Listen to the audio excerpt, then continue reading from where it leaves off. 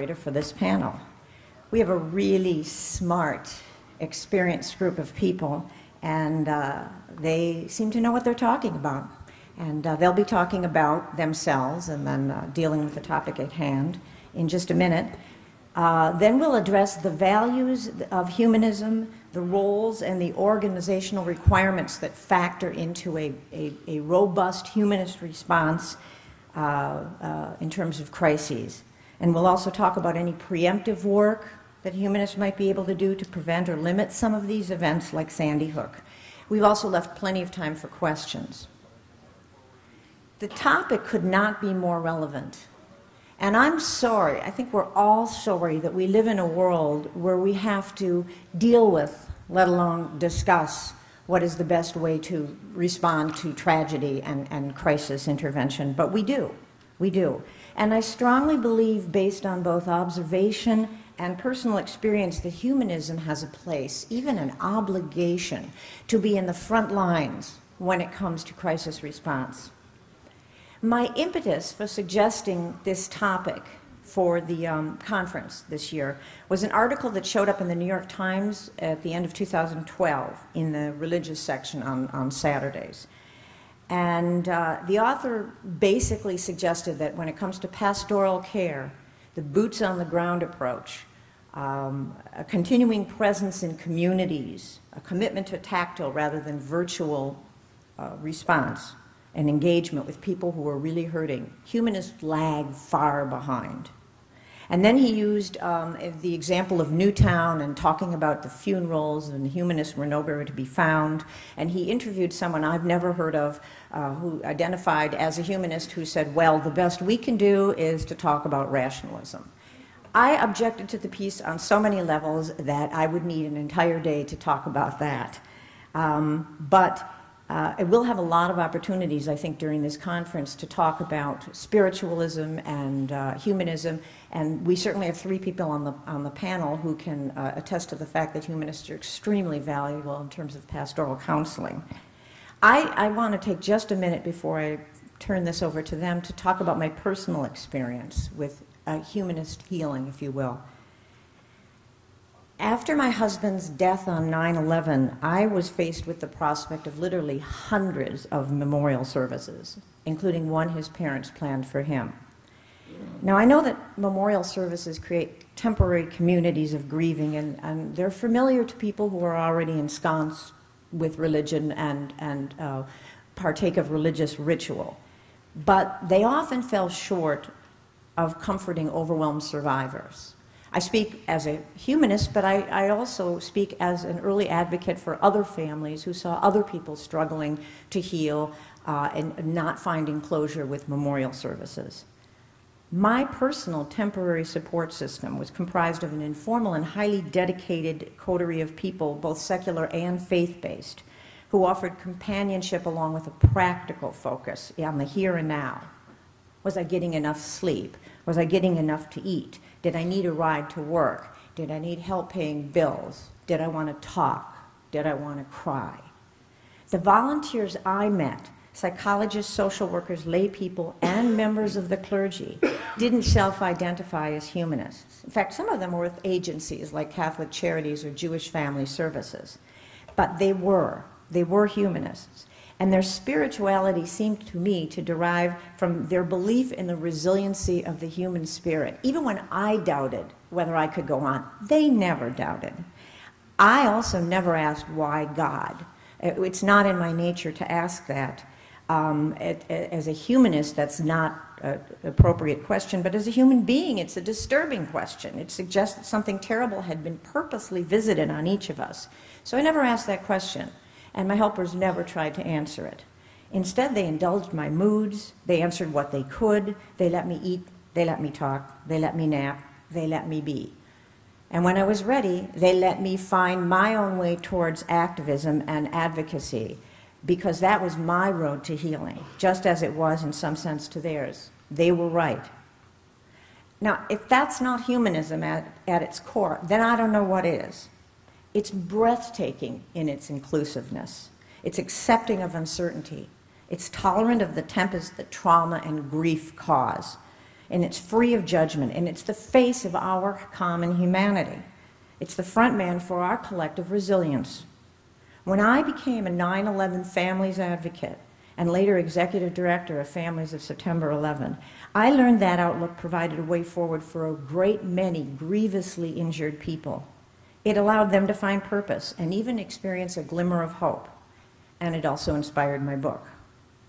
So if humanists seem less visible after crises like Katrina or Newtown than faith-based groups, it may just be because we are too modest in presenting our brand of faith and human resiliency, which means a failure not of compassion, but of marketing savvy.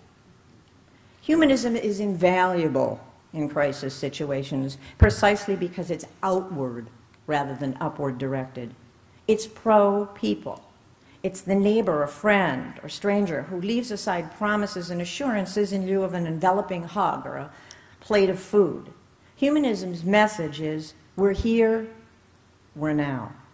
Its brand of caring is temporal and immediate, a pragmatic, human-centric approach that works for doubters and believers alike who want nothing more than a real live person to hold on to. Now, I want to take this opportunity to let you in on a secret, which is that, as I said, we have a fabulous panel. I want to start by introducing Ben Bieber, who's the founding humanist chaplain at American University in Washington, D.C. Ben?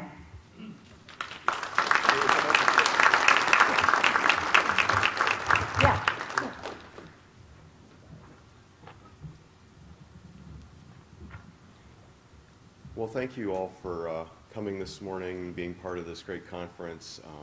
We have a lot of work to do, as you know, as humanists to build our movement. I'm happy to say, as the humanist chaplain at American University, I'm so grateful to my students that I work with for coming here to this conference to be a part of this, because they really are. Sorry, I'll speak louder. I really appreciate the energy that you bring and that so many young people are bringing to our movement. I feel like there's a bright future for the movement that we're building together because of you, and so I'm very grateful that you're here today to be here with me. And thank you, Nikki, for organizing this great event that, I mean, we've brainstormed about this for months and months and months, and it is an urgent need that we are trying to address this morning. There are so many urgent needs that we can see in the world around us, and Nikki asked each of us to begin by talking about some of our experience and work that pulled us into this particular area of endeavor. I'm sure, like many of you, you know, we've all had misfortunes in our lives. As a young man, I'm from Iowa. There was a huge flood, a series of floods in the early 1980s. And one year, I was doing farm work, like you do in Iowa during the summer. And the floods were so severe, they wiped out the fields that I was working in, so I became unemployed. I didn't have enough money, so I didn't have enough money to pay rent. So I ended up living with some friends for a brief time. And luckily, that helped me to get back on my feet. I found a very inexpensive, old, dilapidated, old, long, empty farmhouse to live in. Kind of pulled myself back together, got myself on my feet. I ended up working to some extent with the Catholic Worker Group. I don't know how many of you might be familiar with them, but they're a Catholic social justice and activism organization. We were growing food at that farm. Because we kind of put the dots together. If we had a farmhouse, we got a farm attached to it, we might as well grow some food, plus I needed to eat. And I grew up with a big garden in Iowa. So we grew a lot of food, and we donated what we didn't need, which was a lot of it, because we grew more than we need, to some soup kitchens and shelter programs in the area. But that was one of my first tastes from taking my own, you know, misfortune of being unemployed and then homeless. Even though I was able to stay with friends, I didn't have a home of my own, and I luckily stayed with people who immediately saw my need. They happened to be humanists too. They weren't formally organized though, and I thought, like, well, I'm lucky. I have these friends. How many people aren't so lucky? How many people end up sleeping out in their car, who knows where? And some of them, not in nice summer weather, but in the cold winter weather, die out there.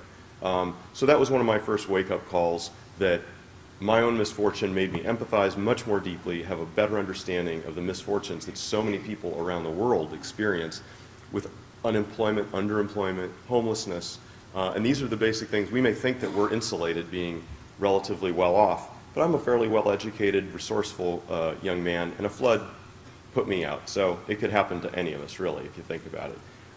The next thing in my life that was the wake-up call was I'm a bisexual man.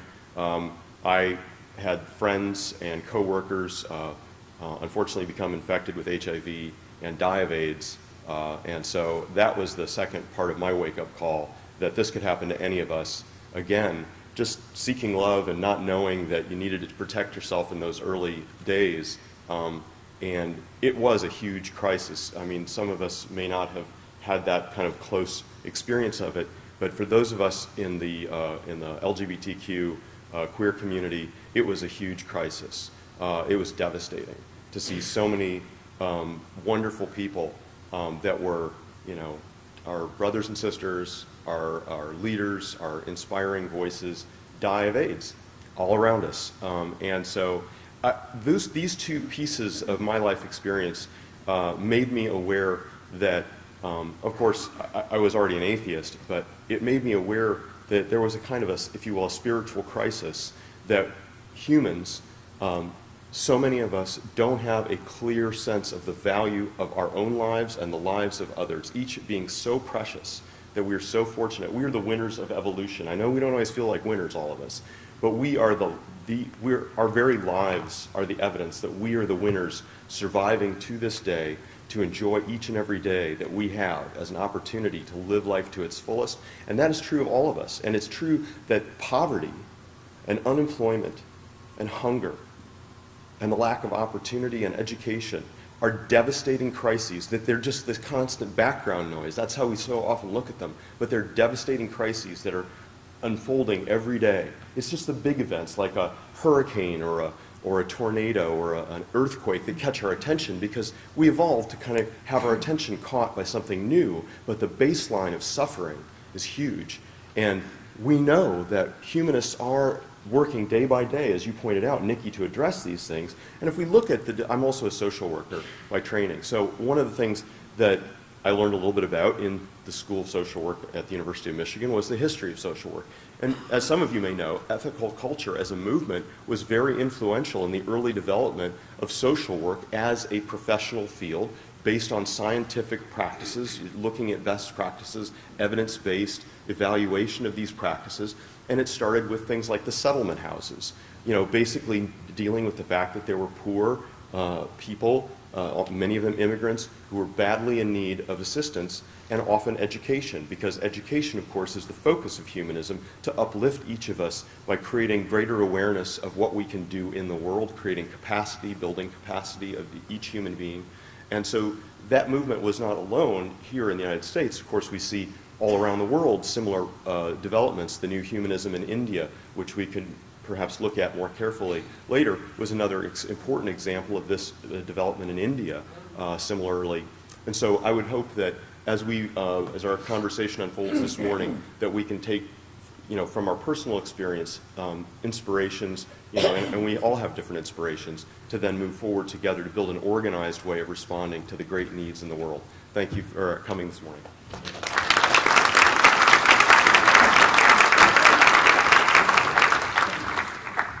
Next, we have Ann Clayson, who has many, many titles. She's the Humanist Chaplain at New York University. She's the head of the New York Society for Ethical Culture. She's the Ethical Humanist Religious Advisor at Columbia University. And she's the co-dean of the Humanist Institute. Ann?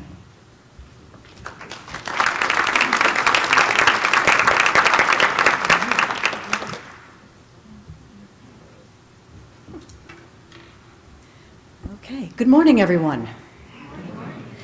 So, a couple of things. First of all, I want to refer to the article, and that's by Sam Friedman, who does the On Belief column in the New York Times, and shame on him. He should know better, because one of our colleagues, Dr. Joe Schuman, actually did a memorial for a member of his family.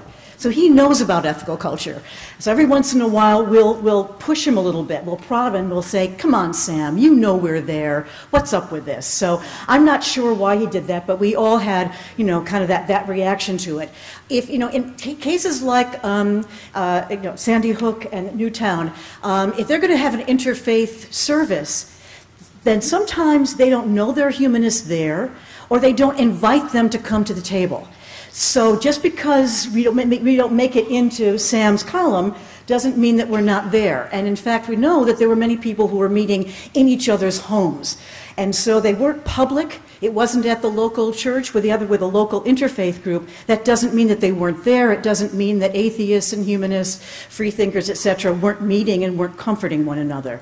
So I think it is something about marketing. There's a certain degree of that. But it's also making sure that we're at the table. So if you're in an organization, if you're in a community, it's important for you to step up and say, I'm here, I'm available, and I want to have a seat at that table with you. Another thing I didn't know about your story at 9/11, thank you so much for sharing that with us. That was a Tuesday, and it was my first day interning at the New York Society for Ethical Culture. I pull out my laptop, and I'm wondering why I'm not getting a signal. Oh, there's a reason for that. My son was a senior at Stuyvesant High School, just a couple blocks away. My daughter was at Brooklyn Tech. And so I mention that only because it was, certainly that was a crisis of the highest order for us at the time, something that we had never experienced, never even imagined experiencing. And it was something that brought the whole community together. There is something about crisis that makes us, I think, gentler towards one another. If you've been in New York and you've gone in the subways, you know that sometimes that's not a pleasant experience.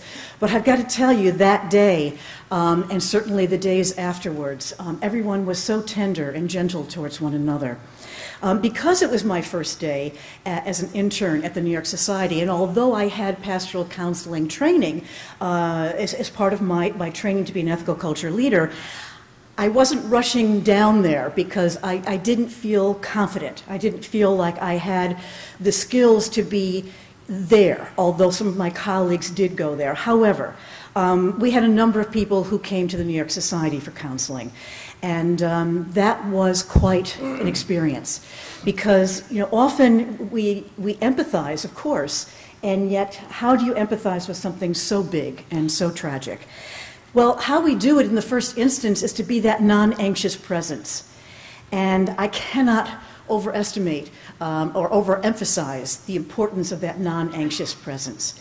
It's just taking that deep breath and breathing with the person with you, being a presence. If in law they say that ownership is 9/10 of the law.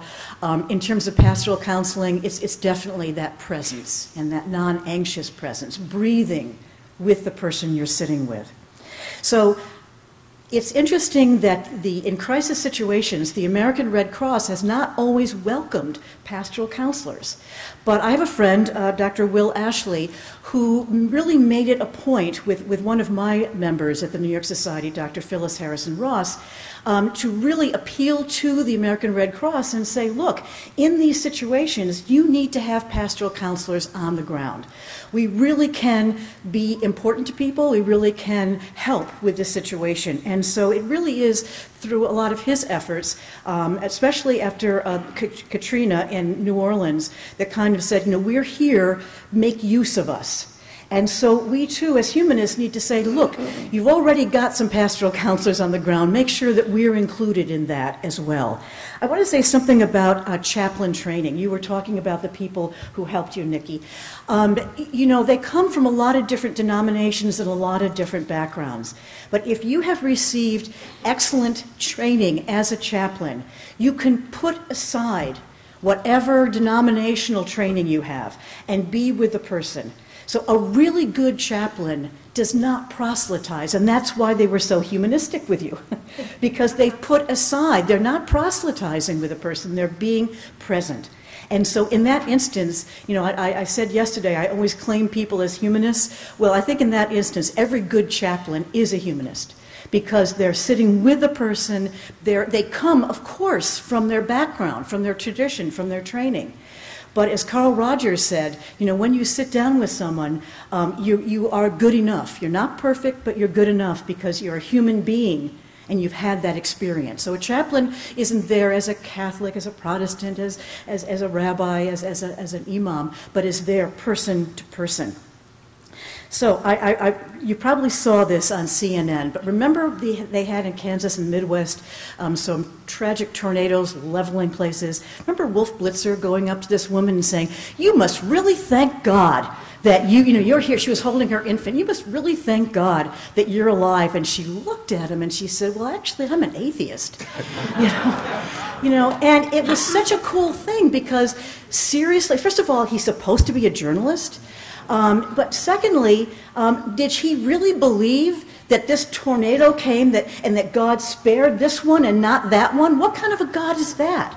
So even if you're a believer, even if you're a theist, that's really bad theology. And so I really appreciate it. And of course, that image went all over. I posted it. I hope you posted it and made sure that people know about this. I'm an atheist. And even if I weren't, I wouldn't believe in a God that would destroy one house and not another. So I think that's very important for us to know. Thank you for mentioning ethical culture in terms of social work. That's Anna Garland Spencer. She was very well known in her day and not so well known today, and it's a shame because she did start the School of Philanthropy at Columbia, and she and Jane Addams were good buddies. And they actually started the Women's International League for Peace and Freedom. And mentioning the settlement house movement, John Lovejoy Elliott, my favorite dead ethical culture leader, started Hudson Guild, which is still active today in Chelsea. And it comes out of that notion, which I think is so important for humanists, that settlement house movement. And the difference is, I'm not going to be in a position of power and privilege and say, "Oh, I'm going to help you. Oh, you seem to need help. They're there." Or reach into my pockets and give you some money for charity. The settlement house movement was about being the good neighbor. I'm going to live with you. I'm going to be with you, and I'm going to be humble enough to know that I don't know what your issues are, and I'm going to help to empower you to overcome those. What a big difference that is. And when we talk about crises, I think one of the biggest crises that we have today is inequality. I gave a platform address last Sunday called "Inequality, the Persistent Moral Scourge." And I think what's going on there is that 0.01%, the way that they're able to sleep at night is to say, "Oh, well, I'll reach into my pocket and I'll give you something." Well, that still maintains that imbalance there. We as humanists need to be in the community. We need to be working with people and to say, how can I help empower you? And so that's what I want to say about crisis. We've got a long-term crisis, whether it's in homelessness. The New York Society for Ethical Culture has had a homeless shelter for over 30 years. Sadly, we've had to do that. And one of the ways that we're involved with an interfaith assembly on homelessness and affordable housing, one way to really empathize with that is to stay at one night on the street. And so the Interfaith Assembly actually has a sleepover at City Hall Park. By the way, they lock the park at midnight, so we're actually sleeping on the sidewalk.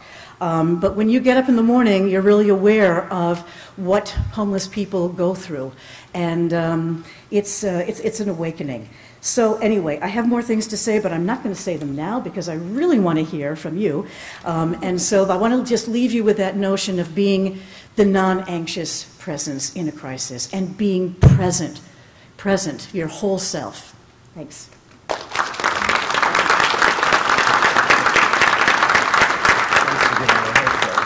This is the coolest job ever. Just completely cool. I mean, I just get to hear really smart people talk about really cool stuff. And this is going to be fun now. Steve Lopez was most recently director of the Headquarters Counseling Center in Lawrence, Kansas, and is a volunteer crisis counselor and registered trainer in applied suicide intervention skills training. He's active in the ACLU in Kansas and was a leader in efforts to force the Kansas State Board of Education to reconsider creationism in science standards, for which I believe we owe him a debt of gratitude. Steve?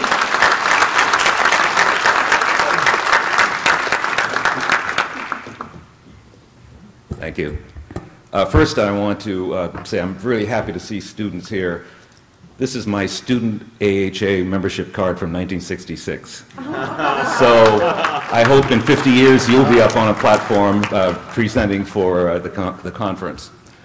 As Nikki said, I'm a crisis counselor at Headquarters Counseling Center, and I'd like to start off with a story. This is a true story. Last Monday at just before 3 a.m., I was doing the midnight to 8 a.m. shift, and I got a call from a guy, let's call him Jake. And Jake said to me, I've drunk 2 six-packs and a bottle of Jack Daniels, and I have a revolver in front of me, and you've got 5 minutes to convince me not to use it. It's a true story. Let's see what Jake's story is, and then I'll tell you my story, and then I'll tell you what happened, okay? So part of my training as a counselor is to have people tell their story. And when someone says they're going to die, the worst thing you can say is, you can't do that. You got to let them tell their story. You got to let them get that ownership. You've got to connect with them. I said, okay, Jake, tell me what's going on. Well, my wife left me, and my dog died, and I lost my job. He sounds like a country and western song. But I got to let him tell his story, and it takes forever, but you let him tell his story. And my job is to connect with him. He's got a rough life. He's had a rough life. And part of my job is to look for that spark of hope that they will eventually give me. Well, I do have a daughter. I don't see her very often, but I see her once in a while. And I try to turn that around and move him from the death side to the life side. So Jake had a rough story. I'll tell you how it ends a little later on. Now I'll tell you my story. What am I doing here? I've been a lifelong humanist. I try to practice it. I don't proselytize it. For 15 years, I was a teacher. For 30 years, I was an organizer for the Kansas National Education Association. 3 years ago, I said, I need something new to try out, and I decided to become a crisis counselor. Now, the selection process to become a counselor at Headquarters in Lawrence, we have public meetings. Anyone can come. We have a 10-page application you fill out, a 1-hour interview process to qualify for the training. Guess what are the deal breakers for a counselor trainee? You must be empathetic, and you must be non-judgmental. Sounds like humanism to me. So anyone getting into our training has to be non-judgmental and has to have the empathy. We can't train empathy. We can train the skills on having people tell their story.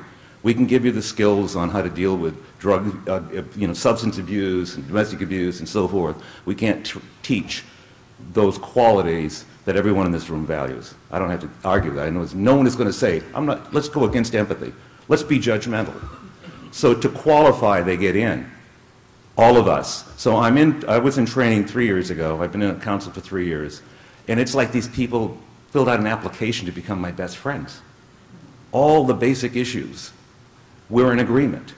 And even people I don't particularly like because of, something else, I have to admire them because they're all doing what I'm doing. They're dealing with existential crises every day. I mean, how humanist can you get when you're trying to convince a person to think twice about taking their lives? So getting back to Jake, I talked him down, and one of the skills that we have is we don't say we're going to save their lives. We try to get them safe for now. That's almost a little catchphrase in my training program. We get them safe for now. This is suicide intervention, so we make a deal with them. Can you stay safe until noon tomorrow? And Jake agreed to that. And so my colleague, who was on shift the next day, called back and checked with Jake. And one of the things the research shows is that if we can intervene and we can get people to pause, 90% of the time, there's more than a shred of regret about that impulsive act. And there are 3 phases in suicide studies. There's the prevention, the intervention, and the postvention. Postvention is the survivors of suicide, and we do that. We deal with that loss. We counsel people who have lost loved ones to suicide. The prevention part, the best thing we could do is get rid of handguns and firearms because that is the number 1 cause of the increase in suicide. If I get a call from someone who said, I've taken a half a bottle of pills and there's another half wait, I've got time. I can talk to them. I can get 911. I can intervene. Guns, it's over. And that's caused suicide rates to shoot up. But our job is the suicide intervention, to intervene, and to meet, and to try to persuade people to give it a second thought and to come back.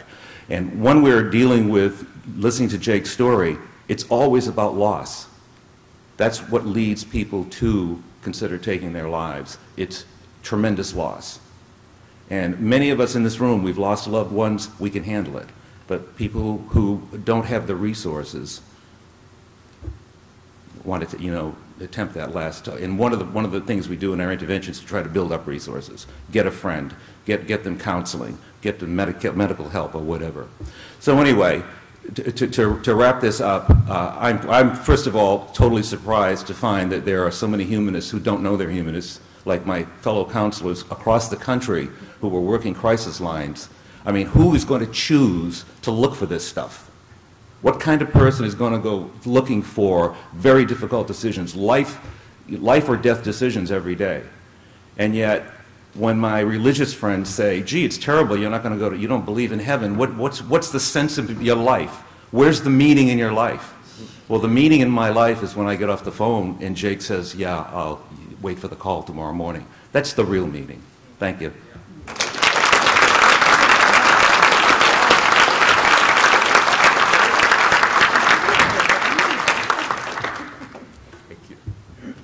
Excuse me. We're going to cover a couple topic areas, and then we're going to leave a lot of time for questions, because I hope, in small doses, I hope that there'll be some questions and some comments. The first thing we're going to talk about is the humanist values in crisis response. And you've touched on this already, panelists, but we'll just continue. I want to know how your humanist values impact your counsel during crisis, and what do you think humanist responders have to offer victims? Some of it's to counteract the article that I talked about, but also these people were good enough to take times out of their busy schedules to get back to me earlier this month with some answers to these questions, so I kind of know what they're going to say, so I'm just going to remind them. One of the things, Anne, that you said, which I thought was extremely worthy of discussion, was that humanists often believe that applying reason is the best remedy, but it rarely is. I definitely want you to talk about that. And Ben, you also spoke about identifying both key positive human attributes needed and specific humanist values related to crisis response. And Steve, you just jump in also. So take this away, humanist values and crisis response. Sure, I'll start. Yeah, first of all, I'd like us to change our terminology and not refer to people as victims, because I think that we don't want them to think of themselves as victims, and I certainly don't think of people that way. And I think the way that we approach people is very important. So it's about approaching another person, not a victim, but another person. And I'm not criticizing. I just know that that's sort of the common way that we think about it, especially in a crisis. But these are fellow human beings. The thing about reason, I mean, how many of you have tried to reason with people? And it's, it often doesn't work. And so what I try to do is when I go in, it's again, being that presence and being available to people, and that empathy that you spoke of. And one thing that I always keep in mind as well is my nonviolent communication training. And I think many of you probably have heard of Marshall Rosenberg with nonviolent communication. It's also, compassionate language, developing a language of compassion. So I think, coming in with just being your whole self. And that may take, just taking a deep breath and being centered yourself. And maybe, talking to yourself in a reasonable way. I can handle this. I can be enough. I can be there. So that's part of that. I like the way you talked about that really listening. In the pastoral counseling training that I took, we were told, the first 20 minutes belongs to the client, and you're listening, and you're listening to where it pinches. And so, I would say listen to where it pinches. I love what you said, Steve, about listening for the hope. Because if you hear that hope and that connection, I've done memorials for 2 suicides, and Boy, that is really rough. It's rough for their families. And one of the things that I think that we offer also as humanists is our honesty and our integrity. Because after each one of those memorials, I had people coming up to me saying, you know, my father committed suicide, my brother, whatever, and no one ever talked about it. It was the funeral was held in a church or whatever, but that was the first time at a humanist memorial service that we actually were explicit that this was a suicide and what this was about, and really connected there. So, yeah, I'll leave it at that. Could I key off? I'd like to key off a couple of comments that you made. First of all, my turn to correct you. We don't commit suicide just like we don't commit polio. People die by suicide. And so we try to correct that language in the community. People, they don't commit suicide. They die by suicide. So I just wanted to correct that. But the second thing is getting to the listening part. And you know, the crisis training experience made me a better humanist because just there are so many humanist values. You know, I said I was a union organizer for 30 years, and teachers would call me, and they never called me and say, Steve, I'm having a great day. They'd always say the principal wants to fire me or their parents in town, and I thought I knew how to listen. So I'd go out, 20 minutes, let them tell their story. 20 minutes, what do you want to do? 20 minutes, okay, I'll call the lawyer and we'll take care of it. Wrap it up, go home. When I started the suicide crisis training, that was a handicap to me. That was a handicap. I didn't know how to listen. And we have 100 hours of training before we allow our counselors to pair up with an experienced counselor to go through their training wheels phase. It's a very extensive training program. A lot of role plays, simulations, and learning how to listen to someone is really learning how to connect with that person on a very human basis. I've got to really care about that person. I've got to take the time and let them tell their story and not jump in and not, yeah, what, yeah, but if, or so forth. Let them tell their story. That is connecting on a very human basis. And I think I'm a better person for it. I know I've got nieces and nephews and relatives that now want to sit down and talk to Uncle Steve about what's bothering them because I'm a listener. And I'm very proud of that and I'm happy of that. And I regret that I went through most of my life not having that skill. So in my studies and practice, I've done both work with smaller numbers of people, individual counseling, couples counseling, small group counseling, and then as a community organizer, done work on larger scale efforts, and then done advocacy work also on larger scale efforts, and I think all of us probably have that. So when we're talking about these crises that we're responding to, we're actually talking about quite a range of different, you know, human experiences of suffering and empowerment.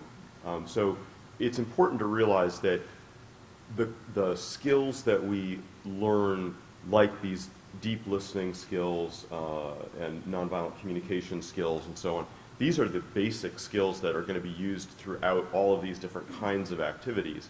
But it's important for us to realize that when we talk about organized responses from our community and our movement, we need to think strategically about how we both can be mobilizing resources, because it takes resources to create these kinds of training opportunities and programs and to operate them. We need to have an agenda for our movement to develop these kinds of resources, mobilize our resources, talent, skills, training, etc., to put these kind of things in place. They don't just happen. They take an enormous amount of effort. But once they are developed and developing, because they never stop developing or they die, once they are evolving, I think part of the key things that fuel these developments are part of what you were asking us to address, and how do we get to provide this comfort and support to people. And it occurred to me to think about human strengths or attributes that we're trying to address and mobilize, the spark of hope, the sense of what we're still holding on to in life, whether it's a loved one or there's some other hope that we have for our lives that we're building on. And so, and you mentioned something that we talked about right up front, which is resilience. So the key feature of human beings to move through these kinds of periods of suffering and misfortune is our resilience, which is something that evolved into us. I mean, we're self-healing. We know that biologically we heal. We also heal mentally and spiritually, emotionally. So we know that that is a truth about us. The question is, what can we learn from that resilience and that healing process or set of processes that we can then cultivate, both in ourselves to be better healers, better listeners, better empowerers, better partners with people who are suffering, to help them to mobilize their resilience. A key piece of social work, as it is developed as a modern profession, is the use of evidence-based techniques and evaluation of what we're doing. How well is it working? And so we need to be talking to the people we're helping and get that feedback directly from them to better understand how we can better do what we're doing. The key piece of it is really to facilitate this sort of realistic optimism, a seasoned optimism, because there's suffering in life for all of us, and a crazy kind of optimism, if you will, that well, anything is possible. Well, it's just not true. But much is possible. And to the extent that we have a more seasoned or reality-based optimism that we cultivate in ourselves and in others, that is what fuels empowerment. That is what fuels the sense of self-efficacy that we can get through this. We can rebuild our lives. We can heal. It's a curious thing that when people's lives fall apart, we often talk about it that way, there's a curious other piece of something that happens, which is that things then fall back together in a new way. And it's terribly painful, the loss that we experience. But what we sometimes miss is the fact that instead of just trying to restore what we had, we might have something new that could possibly be even better. It is whatever we may make of it, but we can't simply go backward to what we had. We have to find a way to go forward. And I think that's one of the key things about humanism, is that we're always forward-looking. We believe that the future can be better than the past. We're not simply trying to restore some sort of primordial order, God's creation in the Garden of Eden. That is not what we're working for. And a key piece of it is a sense of mutual aid. If we get right down to the base of it, we are all vulnerable. We all need each other. We are all constantly helping each other and receiving help from one another. So the amount of power that we have in our own lives to be of help to one another is enormous. And none of us could be here without the help of thousands of others who have, done all these things to help us to know how to even navigate to this place, to build this building, to make all of the services that provide the very groundwork that we seem to not pay much attention to, but here it is. And this moment together took so much human effort. And the truth of the matter is that by our conscious efforts together, we can construct those better connections among us, to mobilize those resources, to create everything from suicide prevention to poverty prevention, and to create the better world that we desire. But it takes enormous organized effort to do that. And I will probably leave it at that so we can move on. I'll go on a bit on this. No. He's actually led brilliantly into my next topic discussion. I feel like we're having a cosmos moment. I expect Neil deGrasse Tyson to walk in the door and go, exactly. He was on Jimmy Fallon last night. Oh, I know, I take that, I have to see it. So the second issue that we were going to deal with is the way specifically to get humanists involved in crisis response. And we're going to talk about that, and I expect also that there'll be some more questions from the audience on this. How are the organizations going to get their own members involved? Is it a matter of recruiting more professionally trained counselors and spiritual advisors to form a specifically humanist response team, let's call it? Should humanists be training responders in the basics? Should we create an identifiable separate humanist organization or subset of one of the organizations that's designed specifically to work to prevent and respond to crisis, et cetera? Steve, let me start with you on this one. What's your take on the value of recruiting people with professional training? not only like Ann's and Ben's, obviously, but very specifically like yours, to represent humanist organizations. And then Ben and Ann, let's talk about whether we need a new organization called Humanist Responders. Well, I'm going to be an apostate on this. As I said, I was a professional organizer for 30 years, and in my free time, I was a community organizer because I love organizing. I love helping people get together and being able to do things that they didn't want to do at first, and then to take full credit for it when it's done. That's what an organizer does. But I've had an existential crisis regarding organizations and behaviors when it comes to personal belief. You know, I've been a member of AHA since the 60s, and I devour all of the articles, and it helps me, you know, argue with myself and with my friends. But putting a brand on the concept of helping another human being is really hard. I just am not comfortable with that. You know, when I have discussions with religious folks, I never say I'm an atheist, because that's a commitment to a belief. I tell them I'm a non-believer, and I tell them that currently supernatural phenomenology is unpersuadable. And I leave it at that. So I don't know if we would have the AHA Suicide Corps to run in and take care of folks. I don't know how comfortable I'd feel about recruiting. What I did say earlier was I discovered people with humanist values when I got involved with crisis counseling, and they got them. I'm not going to walk up and say, here's a membership form, you want to join?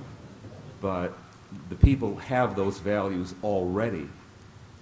What we might want to work on is promoting these kinds of values, promoting the engagement, the connection with other human beings through these processes. But I just have a hard time coming up with an organizational response to this, where we're going to have bylaws and committees and paid staff and things like that. It's just too intimate for me. So. I agree. And I want to let you know that the American Ethical Union has trained chaplains in healthcare. And so I think there is value to being identified as ethical culture, as a humanist. But I agree that as a counselor, as a pastor, the most important thing for us is to be present and to be authentic human beings. So I have a bit of a problem with that as well. But that having been said, I do have a really nice vest that says ethical on it. And so, you know, and if you have a baseball cap, I mean, I think there are ways in which we can identify ourselves. And certainly, you know, those groups who have done community service, I know the Harvard Humanist community, for example, when they're out doing a community service, they make sure they're wearing their T-shirts and their caps. So I think there is a way, and in Brooklyn, we like to say we represent. So I think there is a way that we can represent ourselves. And I think that's important. I think what's important for each chapter to be thinking about is how can you get some training? Because if you're going to be that non-anxious presence that I refer to, it helps to have some training under your belt. What often we go through this training, right, and we say, you learn all of this, and then when you're in the moment, you put that aside. And so you're not leading with your training and with your knowledge, you're leading with yourself being present. But you can have the confidence of having that training behind you. So the non-anxious presence really relies on the confidence of having that training. So I highly recommend that in your chapters, if you can fund some kind of training, you know, invite somebody in to do a workshop with you. Invite someone in to do the nonviolence communication training, because that will help so very much. Also look for the different resources you have. As far as funding, You probably saw the table out there. Make sure you stop. Beyond Belief Foundation. Dale McGowan is terrific, and we're really delighted that he's also our new ethical education director at the American Ethical Union. And what he's done by putting together the Beyond Belief Foundation is so that we can be on the ground responding with funds, with money, you know, when we need to. So I think it's important, and that's a humanist group that we can be donating to and make sure that we're involved in that way. And then other than that, I'd say definitely get the training, and then also look for different resources. I love the Mayo Clinic. Look at, in Minneapolis or in Minnesota, take a look at Google them, because they have the best definition of spirituality as far as humanism goes. And that's about one's inner resources. So when you're listening to someone, you're listening to what resources do they have? What inner resources do they have? What connections do they have? And that's very important for us too. As people who want to be available, don't forget self-care. If you're on an airplane, what do they say? Make sure that you put the mask on yourself first before you tend to someone. Too often people burn out when they're in helping professions. We know that about social workers. We know that about people on the ground, because part of their ego, I think, is sort of wrapped up in helping the other to such a degree that they're not taking care of themselves. And you cannot be effective if you are not yourself healthy. And so that means taking care of your physical health, your mental health, and, dare I say it, your spiritual health. All right, well, I'm not sure who the apostate or heretic is here. I'm hoping we all are, but, you know, that was just my guess. I guess part of my sense of how to answer this question is I actually believe that part of the reasons why so many people, for example, don't know they're humanists who are doing this work, or don't know about humanism, is precisely because we have failed to create a known, identifiable, I don't want to use the term brand because I'm not a capitalist, but I do think that we do need a well-known, recognizable sense of everyone in the world knowing what humanism is. I mean, we're humans, we should know what humanism is, and I actually think that having I have worked for 13 years as a rabbi, and I have actively been involved in the work of the American Jewish World Service.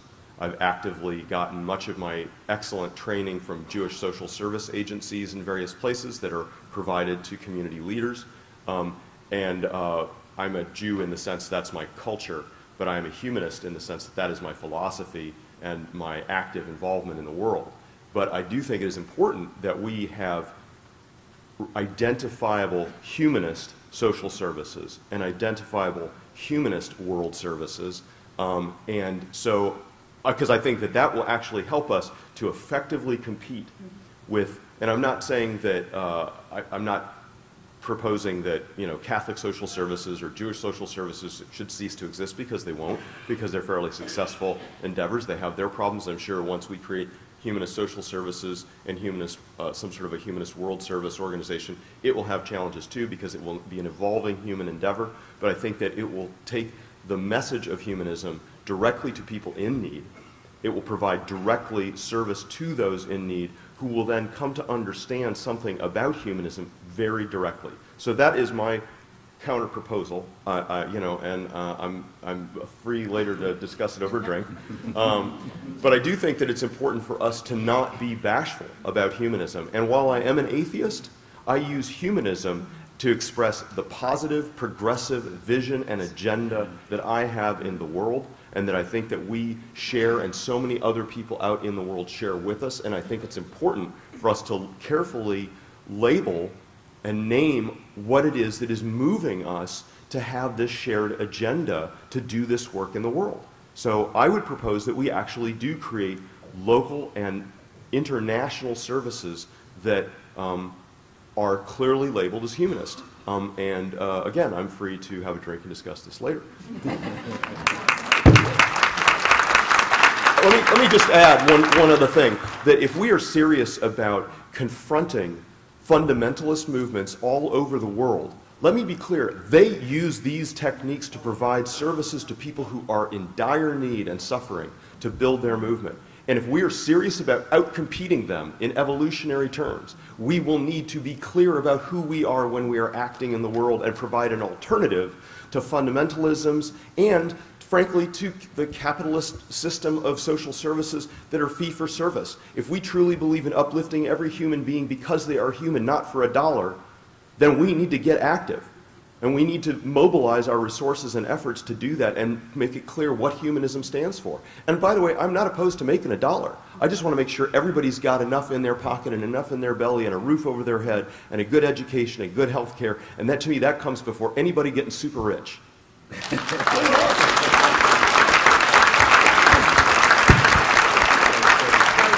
I'll have what he's having. And by the way, it should be clear that Ben is available for drinks. No surprise to me, but he's led very nicely into this third piece of the pie, which is the promotion.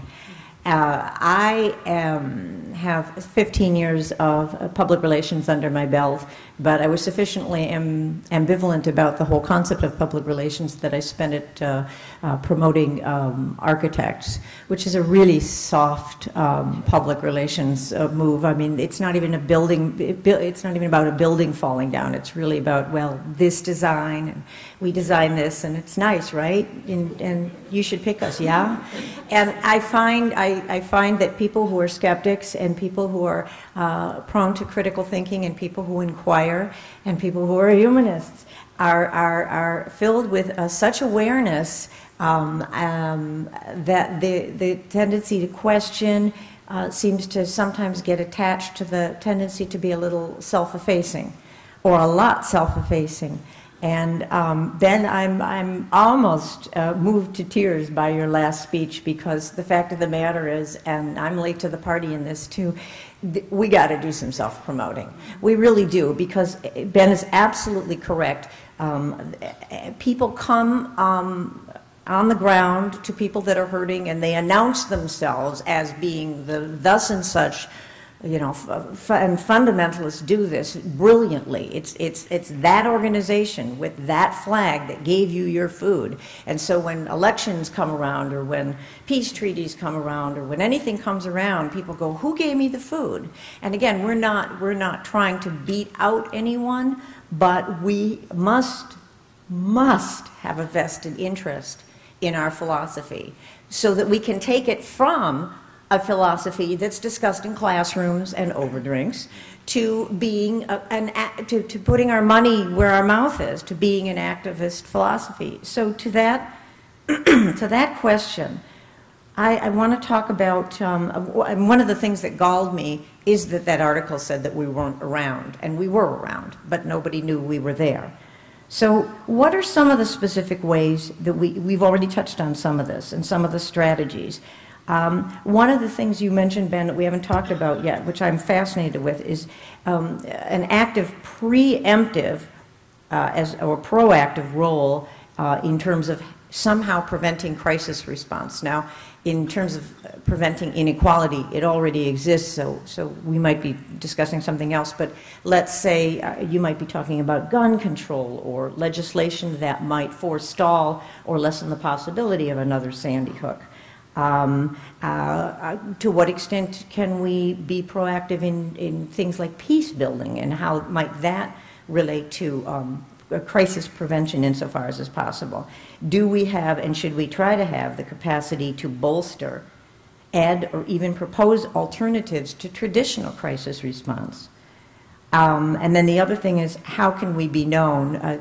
You know, we're talking about caps and T-shirts and things, but through statements, through partnerships, through announcements, through the creation of groups, how can we raise our public profile? Not to be offensive and not to pound people over the head, but so that we're as visible as some of these other groups. You mentioned Foundation Beyond Belief, and I want you all to take it from there. Thank you. Oh, I'll jump right back in? Okay.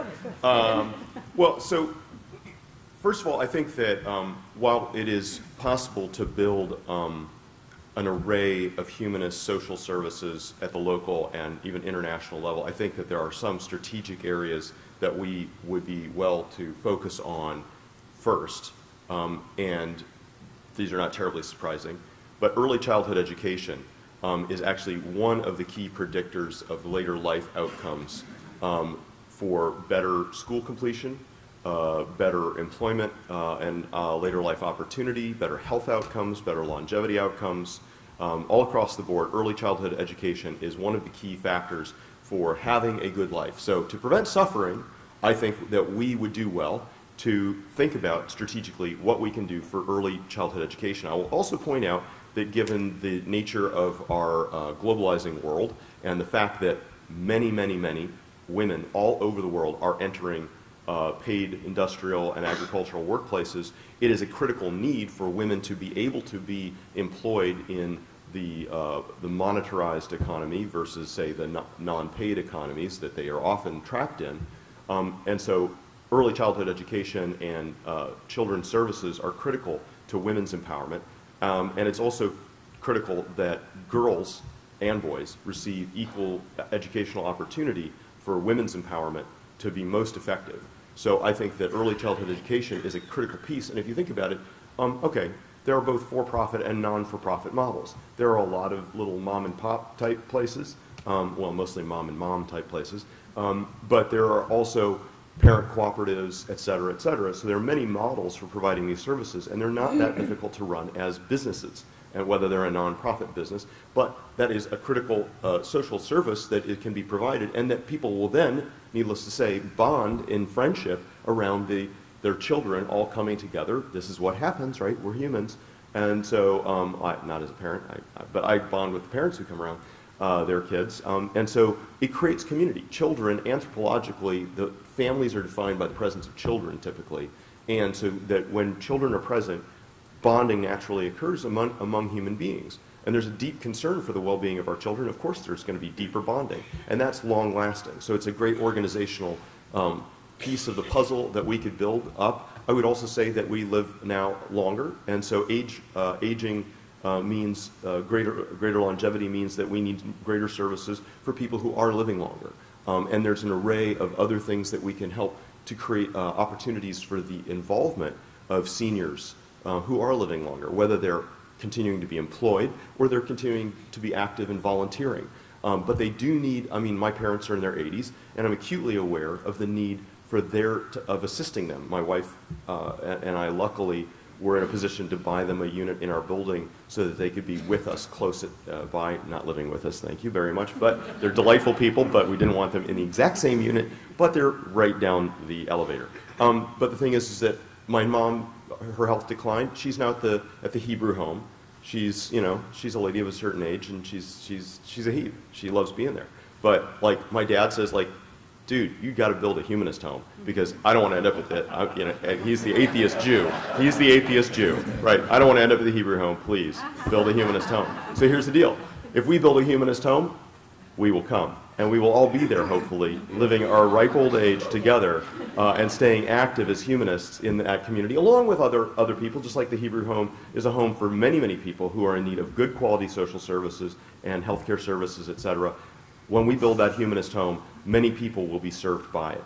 But those are the anchoring kinds of efforts that will mobilize resources that are badly needed and provide badly needed services and build community that will then empower us to do much more together. But those, I think, are the strategic beginnings for any key community services being provided at the local level. But those build the awareness and the capacity to do international services very similarly, because the critical need in all over the world is for education, empowerment, and opportunity to relieve poverty as a critical element of human suffering. So if we can build it here and we learn the lessons, we can build it everywhere, helping others to build it everywhere.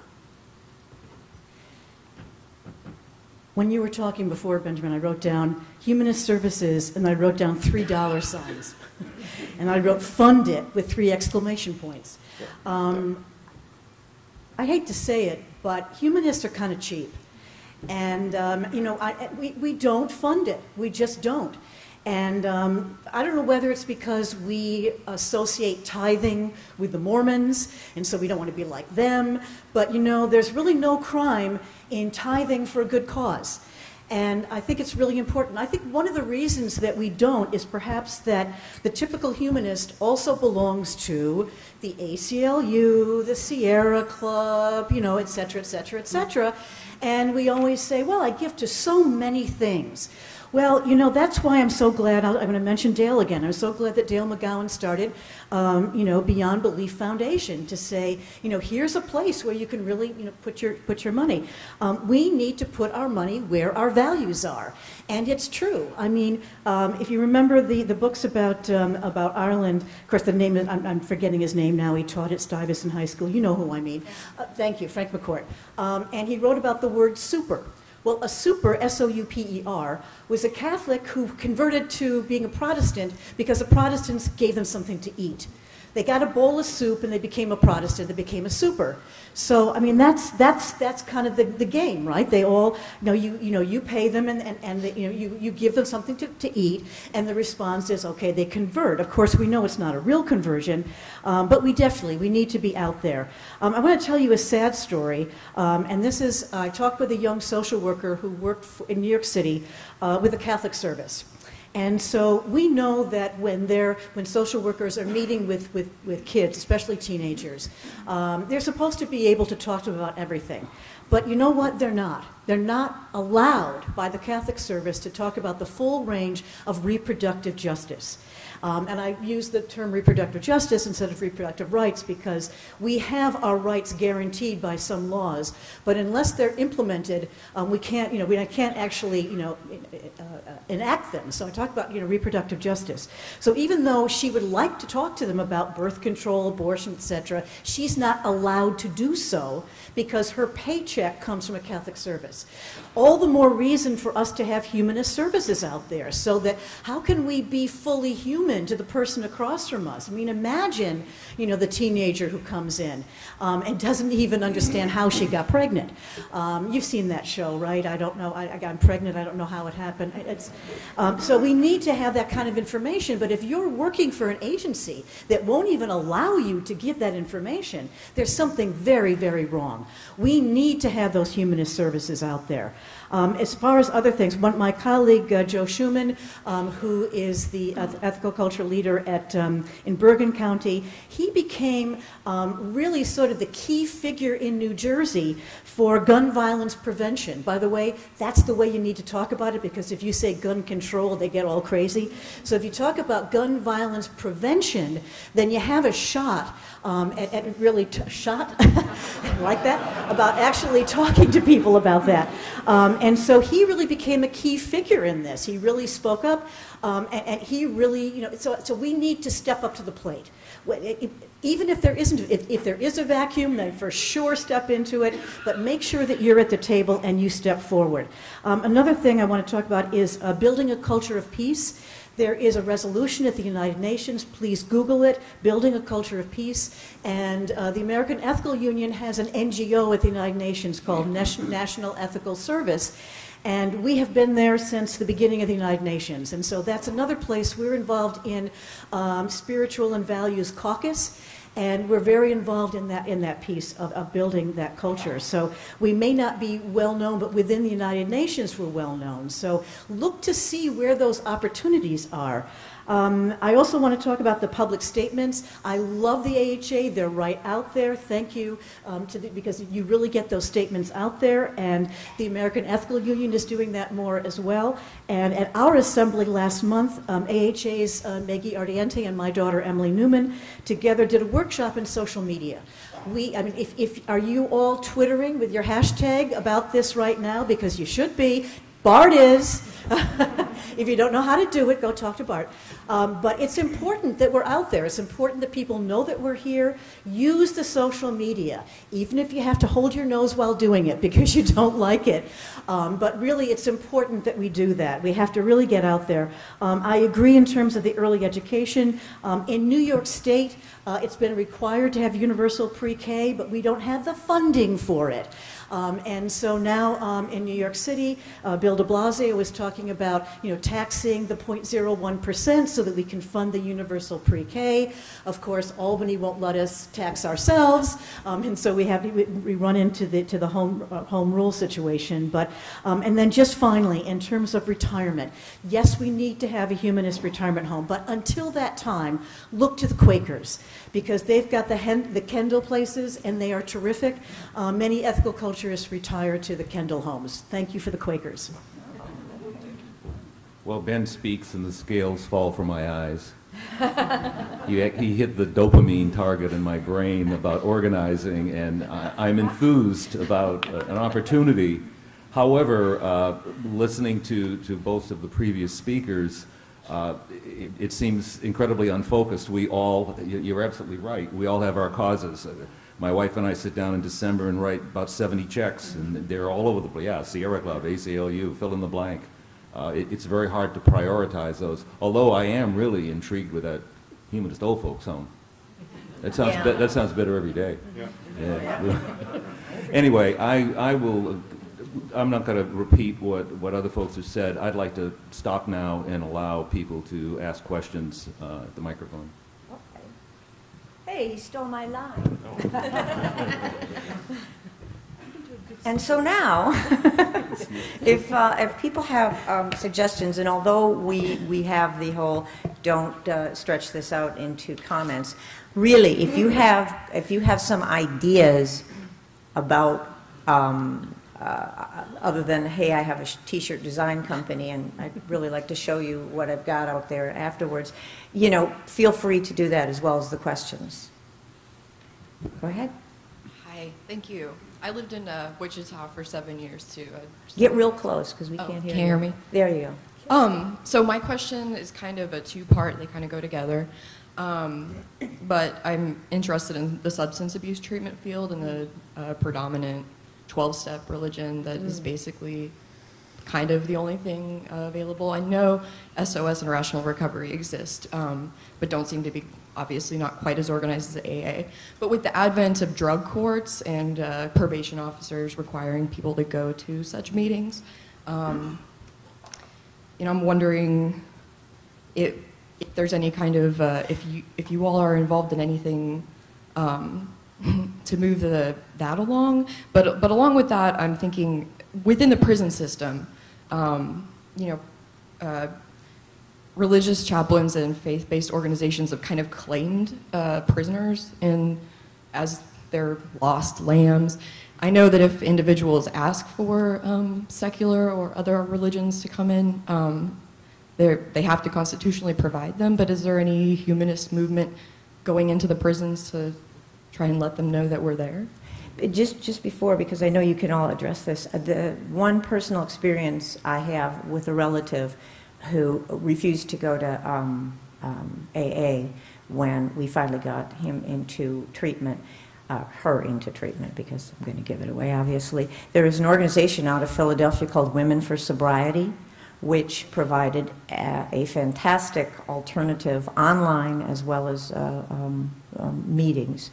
And in fact, people, the women who use that service came on every single day of their own volition. They showed up virtually. And that's the only thing that we were able to find as a viable alternative. So I'd like to hear about any other things you know about. And the prison is very interesting to me, too. I don't have any experience. Sorry. Well, all I can say is that as a rabbi, so I'm a humanistic rabbi, and part of my training as a rabbi included the pastoral counseling piece, and then I did a degree in social work. So as a humanistic rabbi, now as a humanist chaplain at American University, I will say that substance abuse in general is a crisis in our culture that is often ignored. I mean, we focus primarily on illegal drugs, but the fact that a lot of people abuse alcohol is also a serious issue, even though I was inviting to go to drinks later.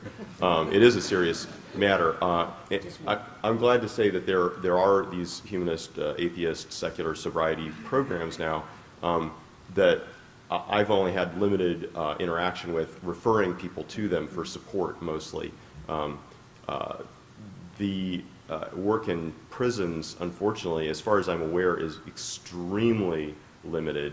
And most of us, if we get a letter or a request, you know, those of us who serve as an ethical culture leader, I'm sure you get these, you know, I get the off request from a prisoner, you know, to send literature or to write a letter of response to them, and I do that. But it's a very limited thing. I probably only get 2 or 3 a year.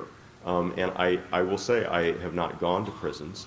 Well, I have not gone to prisons these later years. I did work in a prison ministry, a Unitarian prison ministry, when I was in college. The minister was a friend of mine, so he was we were in the Socialist Party together. You know, he was doing good work, and I wanted to support his efforts. But I think that it is a need, and it is, unfortunately, it's a recruiting time. A lot of people who are in these dire situations that, you know, whether they got themselves there by their own misdeeds or mistakes, you know, is really beside the point. They're there, and many of them are going to come out, and we would do well to think about what is going on with them in those places. But we have not really mobilized efforts that I'm aware of in an organized way. Just a little bit about that. I, too, will refer people to other organizations, but as far as prison ministry, what a number of my colleagues have done, they actually volunteered to visit prisoners. Our colleague, Randy Best in North Carolina, makes sure that he goes to visit people there, and it's tough because he actually has a couple of folks who are, you know, are on death row, and it's a tough thing. So I would recommend that you volunteer, you know, to meet with individual prisoners in prisons. That would be extremely helpful to do that. And also, we've had our last couple of us, the assembly before the last one at the American Ethical Union was dedicated to humanizing criminal justice. So it was about the awareness of who is, you know, who's imprisoned, of course. And I hope you've all read Michelle Alexander's book, The New Jim Crow, about mass incarceration. And so it would behoove us also to be looking into how we might be helpful in terms of re-entry. Because people who are leaving prisons, it's very difficult for them, and so we are also working on re-entry programs. Just so we can get all of these people in, although I love to hear from all of you all day, you don't need to answer, all three of you don't need to answer all questions if you don't feel like it. Did you have anything to add, though?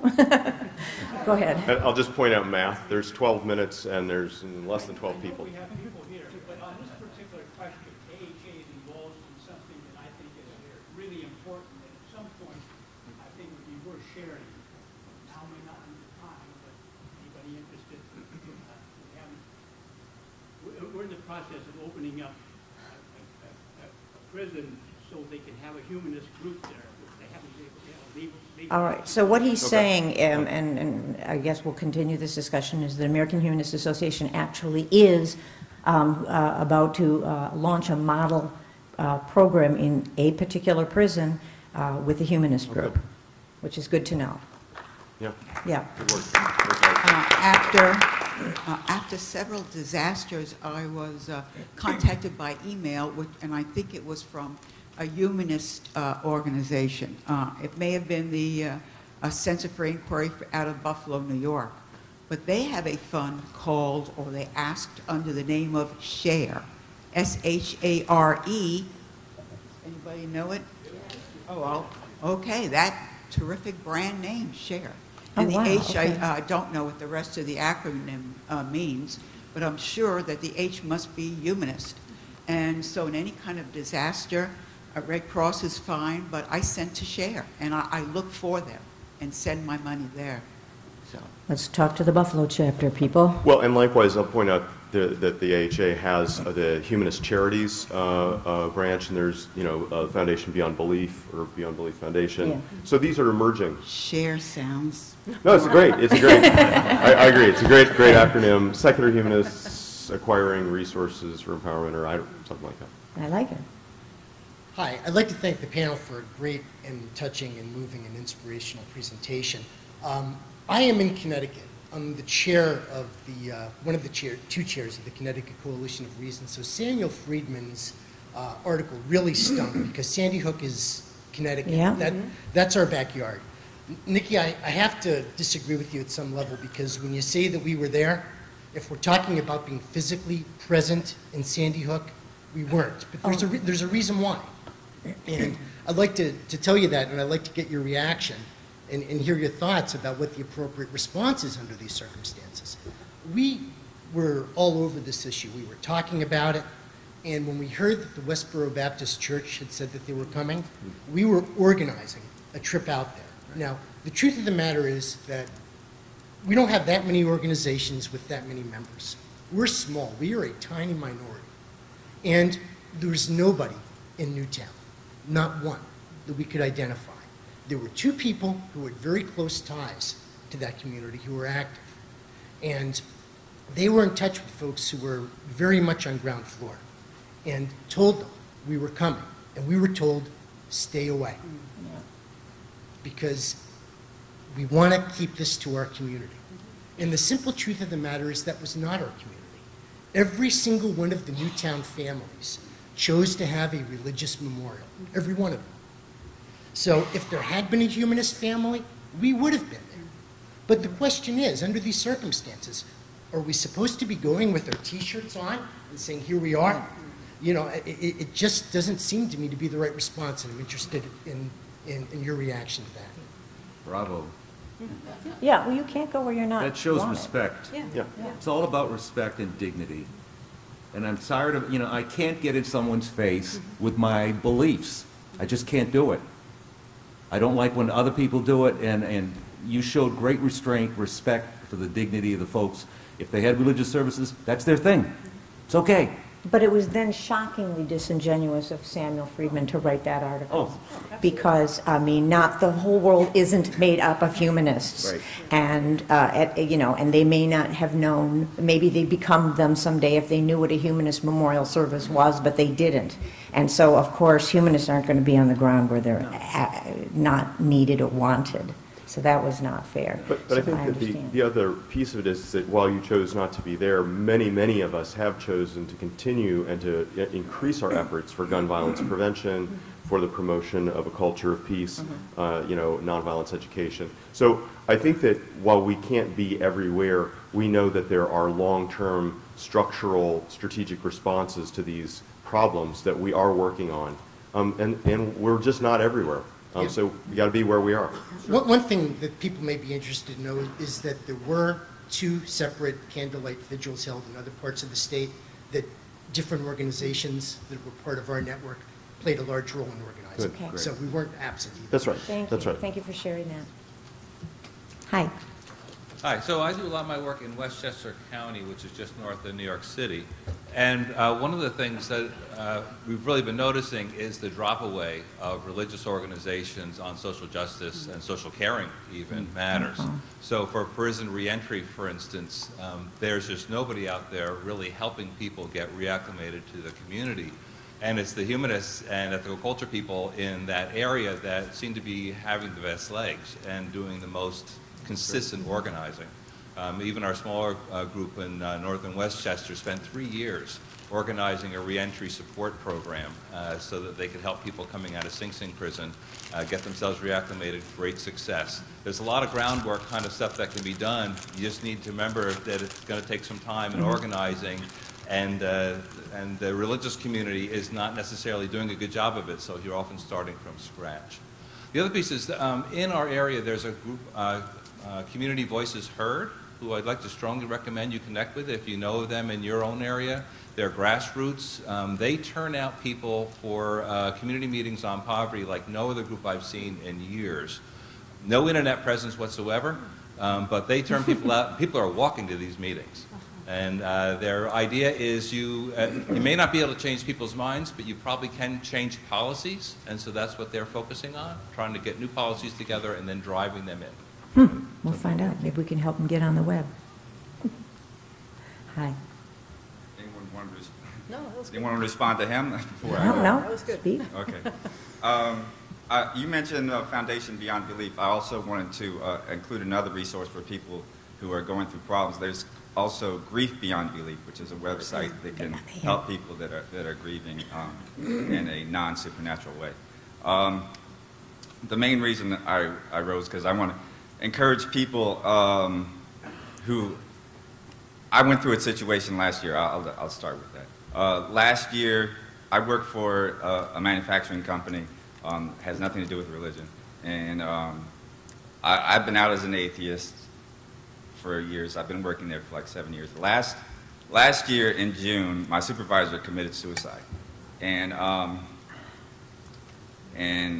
it was hard on everyone, but I evoked the courage to write a piece for the company newsletter. And I got a lot of positive response for it. It evoked nothing supernatural, but it showed that an atheist could show empathy and help people through the process. And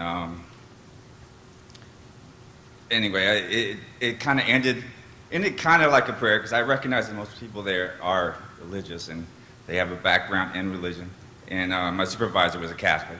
And I just said something like, it's hard to remember, it was a year ago, let his fondest memories, or may his fondest memories stay snugly in our hearts and our minds.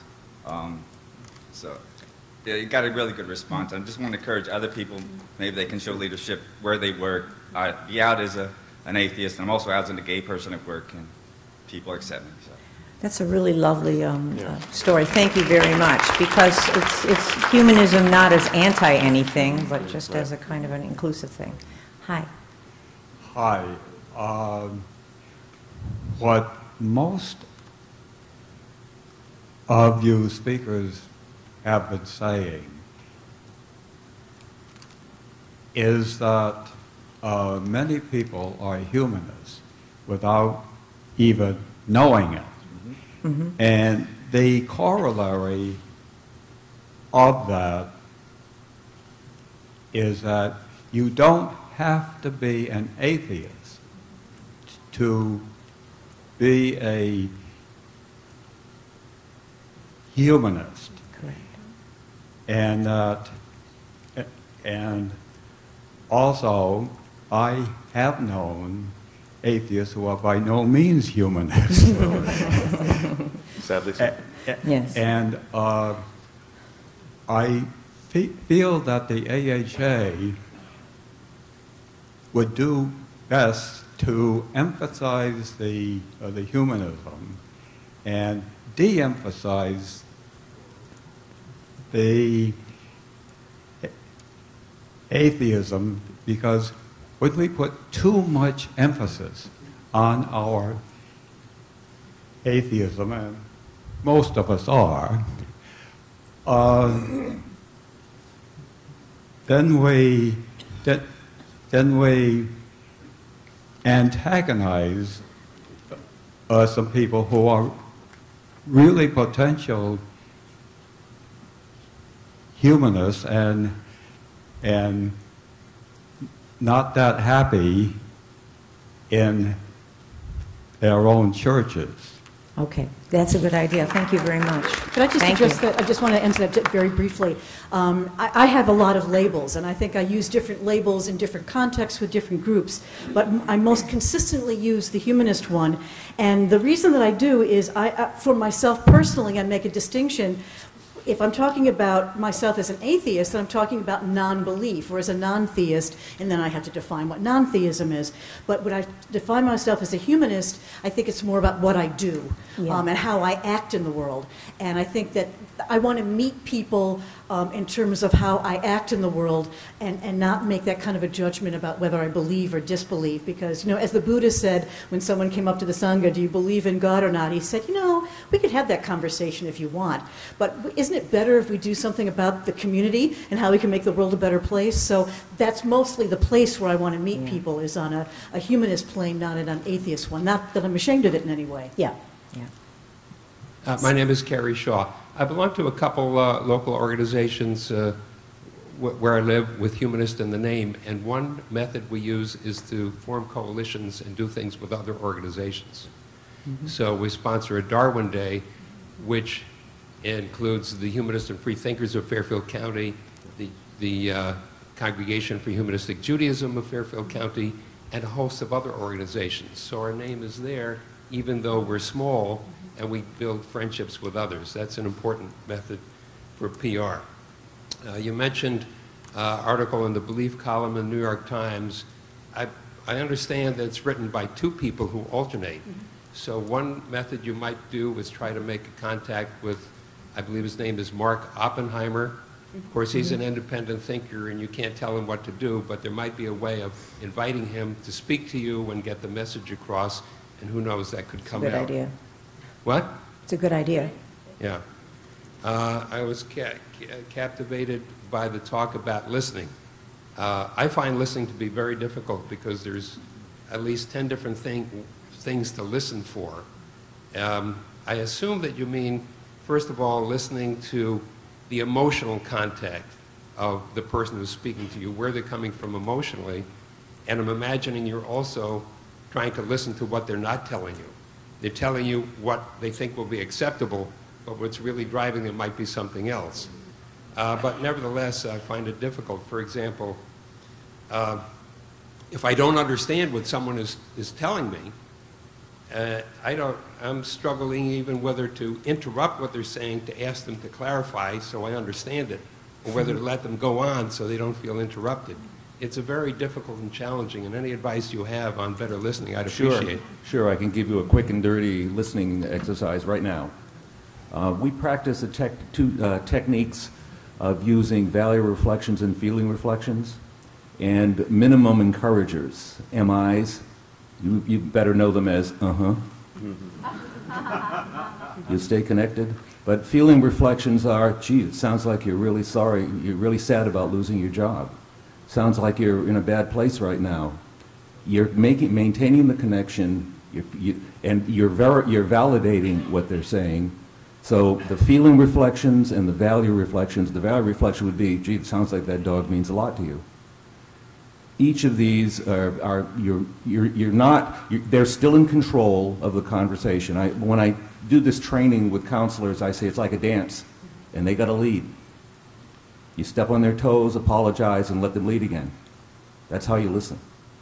So we do role plays to break the old habits, to do the minimum encourages, to let them know we're still here, and to reflect on their values and their feelings, which validates and gives them more of a connection. Our whole job is to build that connection. We can't move into phase 2 of assessing the problem and phase 3 of responding to it and providing resources until we've made that connection. If we get out of sync, like as I said earlier, you can't kill yourself, don't do that.